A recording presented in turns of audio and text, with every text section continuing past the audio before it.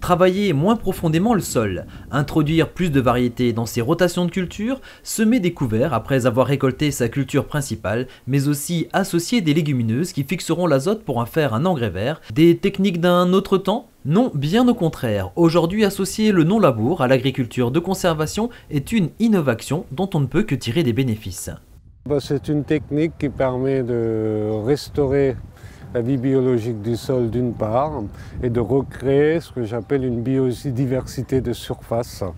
Tout simplement pour utiliser à moyen terme moins de produits phytosanitaires et moins d'engrais chimiques. Le métier d'agriculteur va changer. Donc au niveau des pratiques habituelles, l'utilisation des pulvérisateurs, des grosses machines pour travailler le sol, des choses qui vont être restreintes.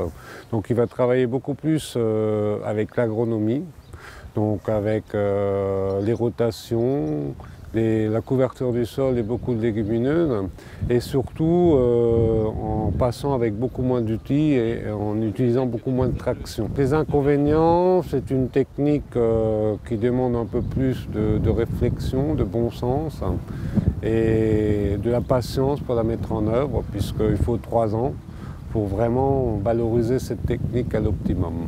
Donc il y a une période de transition qui est pas difficile à gérer, mais où il faut beaucoup de rigueur pour y arriver, tout simplement. Parmi ces pionniers de l'agriculture de conservation en Alsace, on retrouve Christophe Haas dans son exploitation à Reimerswiller.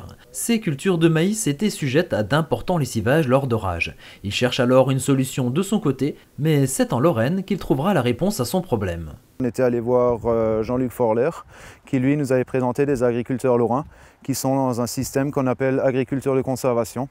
Donc avec du TCS léger, des chômages sur 2-3 cm, voire du semi-direct. Et voilà. Donc c'est à partir de ce moment-là, on avait vu ça avec des résultats en face. On s'est dit pourquoi pas appliquer ça chez nous et transmettre ce modèle-là chez nous, le transposer chez nous. On a amélioré l'état des sols, la structure du sol, la portance des sols. Et puis et d'un autre côté, éventuellement peut-être un confort de travail, puisque on n'a plus qu'une action pour les semis. On n'a plus qu'une action, c'est vraiment plus que le semis. C'est vrai qu'au début, ça fait un petit peu peur, ou on a peut-être quelques appréhensions parce qu'on ne sait pas trop où on va. Surtout qu'on est pratiquement les premiers en Alsace ou dans le département à faire ça, quoi. Parmi les premiers à faire ça. Donc c'est vrai que c'est un peu difficile de savoir où on va, mais les résultats encourageants qu'on avait nous encouragent à continuer et puis à aller dans cette direction.